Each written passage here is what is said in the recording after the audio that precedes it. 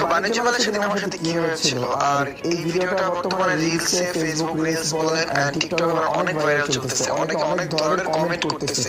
So এই বিষয়টা আজকে আমি শেয়ার করব। আসলে আমি দীর্ঘ 1 বছর পর বাণিজ্য মেলা গেছিলাম ভিডিও করতে, সেখানে এই ভাইটা হঠাৎ করে আমাকে কোলে তুলে নেয়, আর সে আমাকে ফালাই দেওয়ার চেষ্টা করে, পাশাপাশি এই ছেলেগুলো আমার মাথা টান দিয়ে খুলে ফেলে।